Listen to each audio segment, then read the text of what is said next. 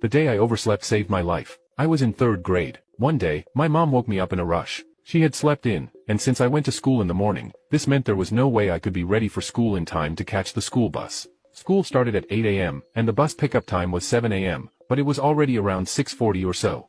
I was still in my pajamas and hadn't had breakfast yet. So, my mom decided that today we would just tell the bus driver to move on, and she would take me to school, giving me plenty of time to get ready. So, I'm sitting at the dining table eating breakfast still in my pajamas, and it's about 6:50. I hear the bus arrive about 10 minutes earlier than usual. My mom sticks her head out the door into the foggy morning and signals the bus to move on. She closes the door and goes back inside, but the bus doesn't leave. There's a knock on the door, and my mom opens it to find a man in a bus driver uniform. He explains that he's the substitute driver because the regular driver called in sick. He says he knows he's a few minutes early because he wanted to start the route earlier since he didn't know it well. My mom explains to him that she's going to take me to school because we woke up late. He becomes visibly upset and says he can wait a few minutes since he's ahead of schedule. My mom insists no, that I wouldn't be ready in a few minutes, and asks him to move on.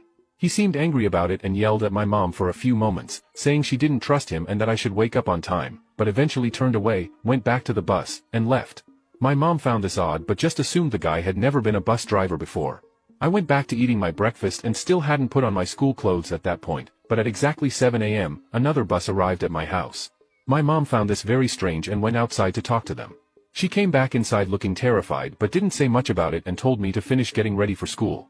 At the time, I didn't know what had happened, but my mom ended up telling me a few years later when she spoke to the driver of the second bus. Now you can watch the second part by pressing share and more.